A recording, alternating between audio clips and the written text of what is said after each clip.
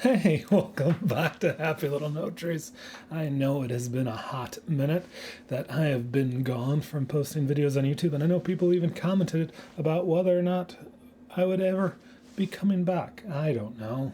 I'm glad that everyone likes the videos that I make, and I am excited to tell you that me being away for 2 months, greatest thing ever. I was able to focus in on something I've been working on for 2 years. So in between actual work, the time that it takes to do YouTube videos was keeping me from doing this. And so now I come bearing gifts. This all is going to be available. The link in the description. This is a DRT. It's an OFX plugin. It only works on Apple computers just because that's how I can make things. I have made on my website the ability to just buy into subscribe. I hate the idea of it being a subscription, so you can just pay for it once, download all the things you want, and then cancel it and be like that. That's cool. All the tools that I've custom built for myself over the last couple of years are available there. One low price, $47.34. If you pay every year, I mean, as I work on these and they get improved and better, you get access to all the updated releases. But you can go get this right now for that price, and it is the most advanced photochemically minded film simulation out there. And I'm going to explain why I can make that claim, because I think I can. One, I've never seen anything do what it does out there, and it's something I've been pursuing for 2 years. And if you've seen any bit of the film emulation stuff that I've done on the channel already, this is the culmination of that, and it's finally in a beta state. It's not, there's things that are wrong with it, there are things that still need to get tweaked and worked on and fiddled with, but at the end of the day, you can go and get it now and play around with it. And then I'm going to keep working on it and developing it because it's close. It's really, really close. So let's just dive into what it is and why it's so cool. So the image that we have up on the screen right now, girl relaxing in bathtub, I like this just because there's some aspects to it that I like to see how things render. But we have just OpenDRT. Our chain here, if you look at our nodes, it's just up here is a color space transform. We're going from Blackmagic to DaVinci Wide Gamut Intermediate. And then if you look at our layer mixer, OpenDRT is on the top. We actually have Genesis here as well. If you've heard about Genesis, the photochemically minded thing pitched by Cullen Kelly, made by Mitch Bogdanovich and Steve Yelton. This is here as well, just as a comparison, because of what it's trying to do is, in theory, they theoretically want to do what I'm trying to do. So just kind of taking a look at it and seeing what's going on. And then mine, the Photo Chemist. And I love it. And we're going to just dive in. We're going to look at what it is, what it's doing. So we're going to turn off OpenDRT and we're going to look at it. So right now we turned off that and we turned off Genesis. So right now we're looking at the rendering of Photo Chemist. Now, out of the box, it has tons of features. So if you come and look at it, it's expecting, that's why there's another CST down here. It's taking us to linear. So it works in linear. And I haven't put in any transforms at the bottom of our tool set options. Down here, you can see you could have input modes, but I am lazy and haven't really figured that out. Well, I know how to do it, I just haven't put that in the code, so it's coming. Different ways to view things, so like if you click through here, you'd be like, what is all of this malarkey and garbage that he's showing me here? What is this stuff? Well, it's just different ways to view it as it's going through its process. But here we're looking at the final print of it having gone from negative to positive. in terms of taking our input RGB, understanding that RGB, and then running it through a way in which we can look at, say, data sheets for like how a film stock should react to incoming light, and we can fiddle with it. We get to be the one who determines what our film stock is. And I understand the idea is like, oh, I want to emulate 527 into a 2383, and I'm going to throw all these numbers into the world and all this stuff. And here's the thing. If we look at Genesis, it's out of the box. Oh, I have bleach bypass. We just reset that. So this is Genesis. Out of the box, it's saying it's doing codec 5207 25D to codec 2383. If we look at that's what it's saying it's doing. The thing is, it is doing it based on the way in which the creators wanted to model those film stocks. So their methodology of modeling, and yeah, they've given you some controls to fiddle around with and make tweaks and change how the image looks, whether it be push-pull, how they want to do that, their bleach bypass, all these controls that they give you. But at the end of the day, how the print stock is reacting, you're locked into their methodology of modeling it. And there is ways to model things, and what I've said was like, no, I really don't care. Like I can, it doesn't matter. And even they'll say, this isn't, who knows if this is actually how 5207 to 2383 would look based on what it was what film you got coming into it, because you probably didn't shoot for that as the thing, but it's all a thing. In Photo Chemist, we get, and you can tell it's a different rendering, and that's because stylistically, and that's kind of how I've put it, but we get to play around with making it be what we want. And you're like, here, well, it's quick processing. Well, this is up at the top for one really quirky DaVinci Resolve reason, is if you have a mini panel, you can go into your mini panel and you can fiddle with these using your dilly dials. And so you can do your printer lights, and this is really important once various things are set. And you can be like, what's projector light? That's not normal. Well, we've modeled throughout this entire process of what this thing is doing, how light is transferring through the medium of the film. And so what you see is the light that remains after it goes from the projector through the layers of emulsions and bounces off the theater screen. And that is the projector light. And if you change the projector light, it changes the image wildly. So if you increase how much red light, it's similar to printer lights, slightly different though in terms of how it functions. If you crank the power, you just punch through that film stock and it starts to bleed out like that. Crazy. So this is quick. This is where you can do some really cool shot level balancing work.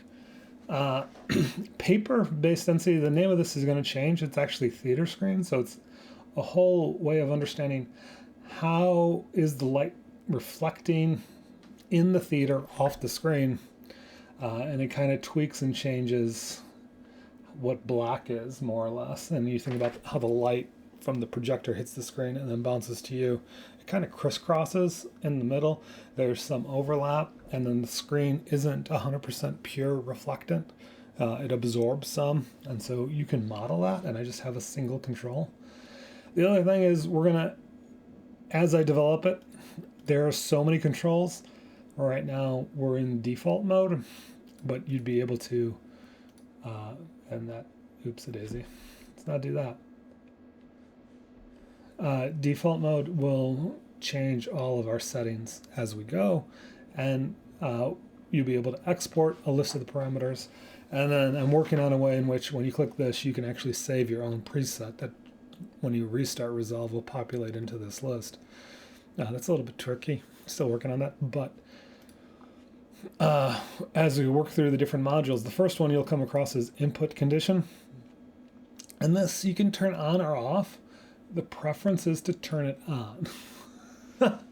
More or less, and I should make this is kind of an on-off switch. This is supposed to actually be a blender, and I'll probably get updated to blend between doing it and not doing it. But what it's doing is, you can say my input image came from a camera that had like 16 stops of dynamic range, and I'm looking to have my film stock that I kind of had was probably around 6 to 7 stops of range. And so you're kind of, in theory, thinking about it like that. This then kind of just makes a slight adjustment. Sometimes it gets crunchy and you need to make an adjustment with this exposure adjustment of where it's compressing this. I've used this in the Technicolor DRT if you have that. And then this is where the middle point is. You can pivot that around. And so this is affecting your scene-based image that's coming from the camera in linear, and you're making slight adjustments. This needs to go away. Some of these controls are from different models and builds. Film development is part of the process, but we're going to skip film development right now. We're going to skip halation control. We're going to go right here to input config. This is something you should do right at the beginning, is make sure you have this set up. And we'll talk more about processing mode later. But here we have 3 categories in our film stocks. You can see that. Silver sensitivity or dye sensitivity. I should probably just have the same naming convention. But what it's doing is we're drawing, if you look at a film, if you go look up a photo data sheet, and I'll probably maybe insert one here in the video if I think about it, you have what part of the film stock, what wavelengths of light are going to interact and activate and turn the silver halide crystals into metallic silver. Does that make sense? That's the process. And so you here and get to determine the wavelength peak and then how big and broad it is. And you can see it's making slight adjustments to the image. If you look down at the scopes, you might not even be able to really see. And then red, the spectral height is kind of like the amplitude of sensitivity. And so you can see how that is one of the bigger controls with designing the film stock, with how you want to do it. And so you can kind of shift this around. You can see how it's affecting our red side. We're working on the negative film stock right here. And the same thing goes for green. You kind of pick your peak and then your sigma, and then you kind of draw in how strongly it's reacting to the image or to the light that's incoming. And it's a really interesting calculation of taking our input RGB, which is a triplet value, scalar triplet value, whatever you want to call it, and comparing it with this wavelength-based spectrum idea of how do you get those two things to talk together? It's really hard, and that was the biggest problem that I've had with making this, and I finally got it to work. And so you can see we're working that layer and kind of tweaking all these things as we go and making it respond in different ways. And it's very subtle. It's very subtle when you're looking at it like this. HD curves are, once you understand what type of wavelengths are going to activate the silver halide crystals, the film has a film response curve. And you can think about that like a sigmoid, like if we were to draw it in our custom curves, each layer has its own shape and bend to where its D max is and its D min is, and how that shapes. And that's kind of, I know I jankified our image, but you can see that's kind of generally how it is. The different red, green, and blue emulsion layers each have a different curve to them. And in here, this global is a way in which you can affect all of them at the same time, or you can fine tune and tweak how each thing works. And the math that I have going for this right now, I need to tweak. You can see how we change the shape of it. Oh, it's just affecting the image right there. Yeah, just gently. Everything is gentle.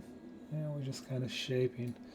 How the toe and shoulder work in the DMAX, I'm still working out some of the finer details.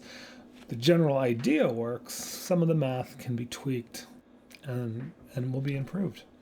But right now it functionally works, which is much better than it did 2-3 weeks ago. Let's put it that way.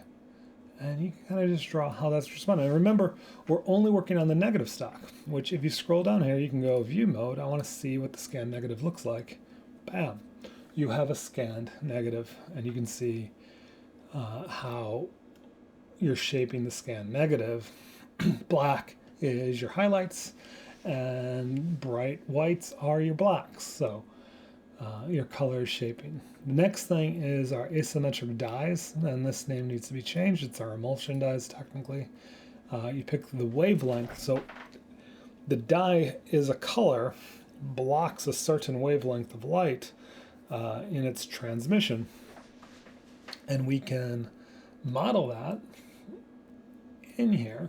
And you've seen this is borrowed a little bit and then adapted to work in the flow of everything that I'm doing from the dye simulator by Thatcher Freeman. And you can kind of tweak and make and shape. And unless you really know what you're looking at in a scan negative, yeah, I just look at the final print and go, this is kind of what I'm going for in terms of various things, and just work it. You make so many tweaks to how that image responds, and you have that for all three, and you're shaping it however you want. And it really, every adjustment here is going to have an effect on how everything renders and shapes and moves and responds to the printer scanner lights. After you do your negative, it's the same thing for your print stock. You're pretty much designing your own print stock and modeling your own print stock. And so the big difference between, say, this and Genesis or Dehancer or any other film emulation thing you want to work with is all this work in the print and negative film stock area. Genesis did that for you. All right, Genesis did it for you, and it's there. It's done. They've made decisions. They've determined how they want to shape and understand those big aspects, dye sensitivity, to create what is the proper transform. And if you look at the size of the bundle that is Genesis, they made it all into LUTs. And so you're processing and working through the steps in LUTs that are pre-computed and pre-figured out. Here, however, you're on your own.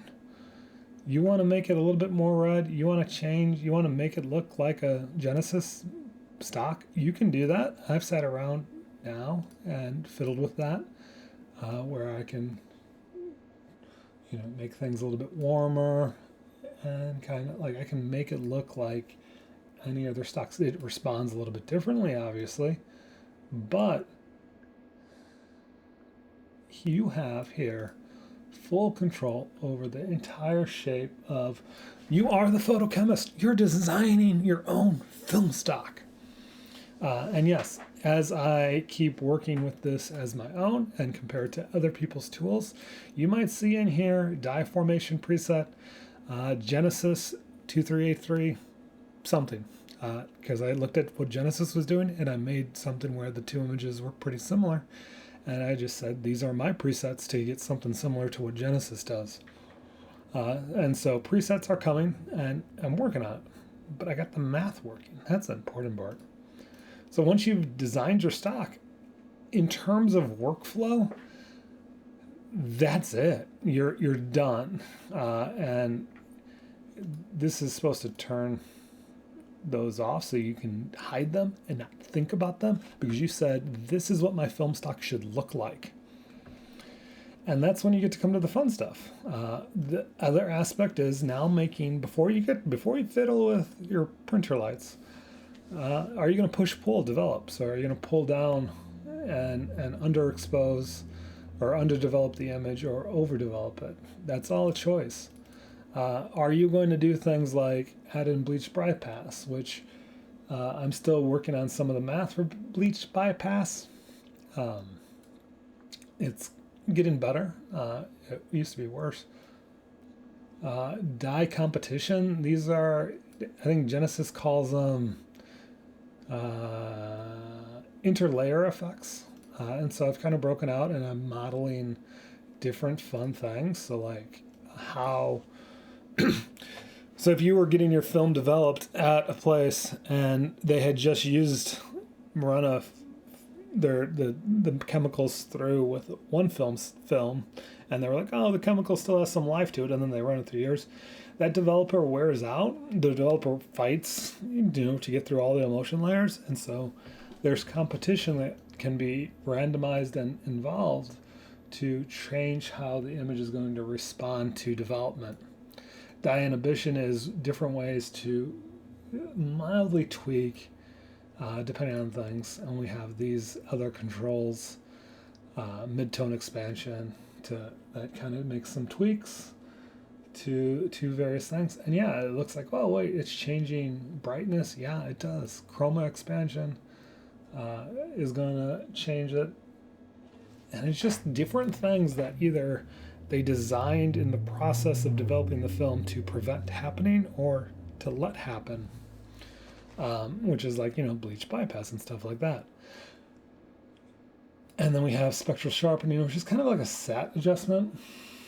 So you can get very, it's just, which, that's nice. It's not bad.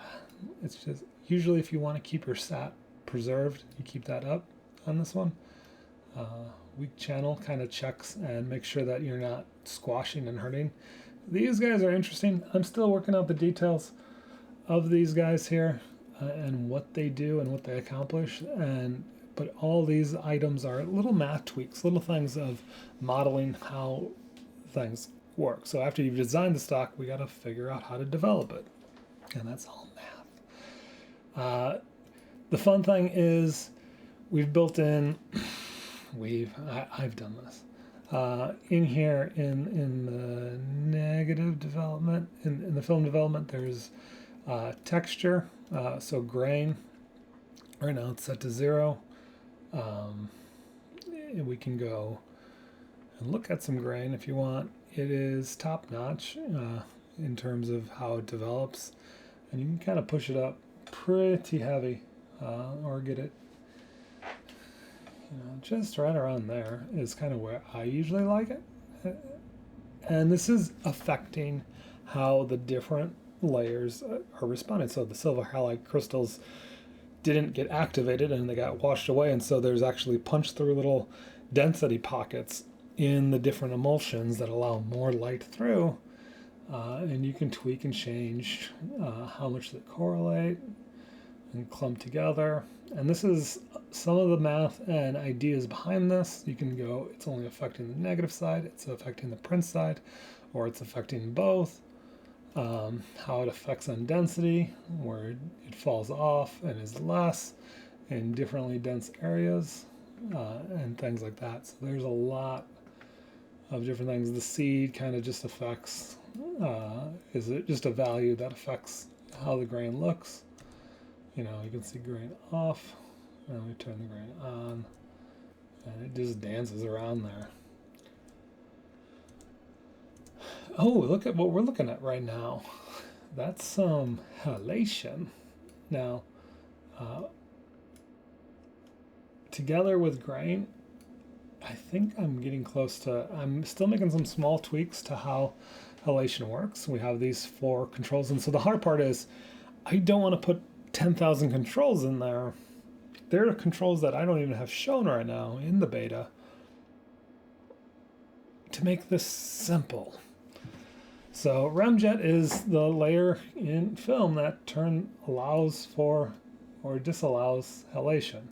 And you can see this image has always had a little bit of halation.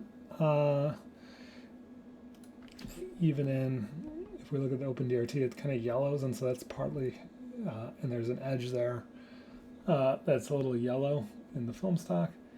It happens in the film stock, and I think Genesis even does it too, with halation turned off. Yeah. So you can see Genesis in its stock setting. We flick Genesis to stock. There's this yellowing, and so however I have it, it's still eating a little bit into it, but we have halation control, so you turn this down and get rid of that remjet layer, and you can see the halation just form itself up there, and it's doing all of its math. I've tried to make it so the controls are simple. So this is halation on both, which doesn't look great, but just kind of putting most of the emphasis on the negative side of things. So there's less of a halation effect on the puck print side. And then you can change how the scattering works for that. So a little bit, the more you go is more, the higher this radius is, it's more like a 16 millimeter stock versus a 65 millimeter stock. If you were to compare Genesis performance mode, enable halation, we took photo chem, so you can see what Genesis performance mode is on the same shot right now. This is their 65 millimeter. We set it to precision. It's barely there, whereas we can get to that same place of barely there-ness by making, small tweaks to various aspects of these settings. So it was very faint, almost like there. So if we were to flip between the two, you can see we have a slightly different image because obviously the black is a little bit different. Theirs is green, but it's barely there. It's very faint. And that's just coming from how our settings are set up. Mostly, we can kind of tweak that. We can even make this a little bit smaller, a little bit thinner of the backscatter that's happening. Genesis, like if you switch it to 16 millimeter mode, and we look at it, you can see that halation pops up quite a bit in terms of how far in it goes, and bleeds off. And we can do and model the same thing here in Photo Chem by just making some small tweaks to the strength of the remjet, and then the backscatter radius, kind of push it out to that same distance, and maybe make a slight, right around there maybe. And we're kind of sitting where it was sitting. The cool thing is, if we turn Genesis off, and you'll see this in a second, I'm getting full frame playback. Whereas if I turn Genesis on and we look at it, in precision mode, in 16 millimeter mode, I'm getting 4 frames per second in Genesis. That is a huge performance hit. And the same thing is happening pretty much at any level. It's a little bit faster with 65. I don't know why, how they did it. And this is in precision mode. Performance mode is a little bit faster, but 35 has a hit. None of their settings in precision mode give me full frame pack. And this is a 4K file that we have set up. Whereas if we switch to mine, it's very close mathematically, works in the same exact way of affecting how the layers bleed. This will be close to their 16 millimeter fit, and you get full frame back. Ain't that nice? And very similar to how it looks in Genesis. And I'm still tweaking it to make it a little bit better. And so that's Steve Yeltlin's Halation module in Genesis is a frame rate sucker. And this isn't, but it functionally is affecting the layer densities. There's a whole way of how the math works and functions. But yeah, that's a tour of Photo Chemist, the thing that I've been working on for 2 years that I've spent like the last 2 months really in depth thinking about and working with. And as a bonus, now that we're 30 minutes in, and hopefully this recorded well, you've set all these settings up the way you want, and you're like, man, I'd really, and this is, I will say, I mean, I like Genesis, it's very nice, but you can't do anything that you want to do in the middle. However, I was like, no, man, I make this plugin the way I want to make it.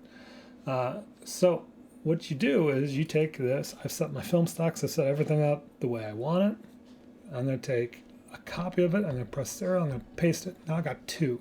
And you're like, well, that doesn't look good right there. And what I'm going to do is go down to my processing mode. And this is the cool thing. On the first node, we're going to do neg scan. And we're going to do, on this one, print only. And now we have automatically, between these two things, made it so that all that exists in the flow is, now it's separated. And I can do some cool things. I can change, and I'm not happy with how the printer lights tweaked the image, and so I'm working on a negative. You got to remember, everything works in reverse in negative world. Or I want to do something crazy and put some scatter, diffusion in there. And so it is,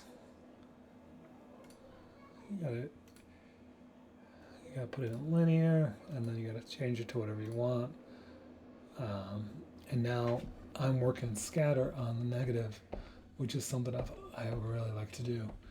And we've created that film look, and we have all of these things in between our two film emulations, parts of the film emulation. I like that. And it's great. It's so cool. The only thing you can't separate out is, so with scatter on, I'm getting a little frame per second hit. With scatter off, I'm getting a little bit, and that's probably because of the halation factor. And so you can, I know, yeah, a little bit, way less than it would be. So 1 is technically off, and it should account for that. I should get almost full. Oh, pretty close. 23 frames per second. That's not bad. And if I turn this back on, how is it affected? My FPS. And this is on a 4K timeline. Yep, still above 21 frames per second. That's not bad. To run 2 of these side by side with the texture kernels running at full steam. Both the grain and the halation. I don't think you could run 2 Genesises back to back like that. But that's just me. And I want full control over my image. So being able to say, once I've determined what my photochemical pipeline looks like, to be like, I want to do some cool things in the middle, you got that. It's right there. Anyways, this is in the link in the description. It's available on December 18, DEC18studios.com. It's you can get the beta, and then also the low. You can also get you can see here we split this one up here, looking very nice. Oh wait, I don't have it split right now.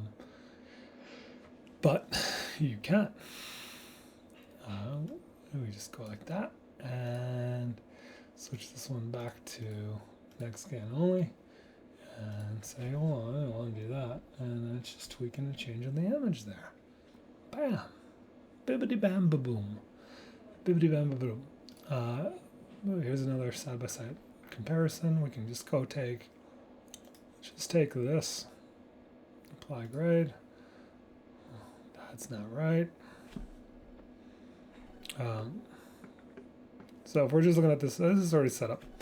We have everything right. So that's Genesis out of the box. You can see we have a lot more contrast and texture showing up in our image.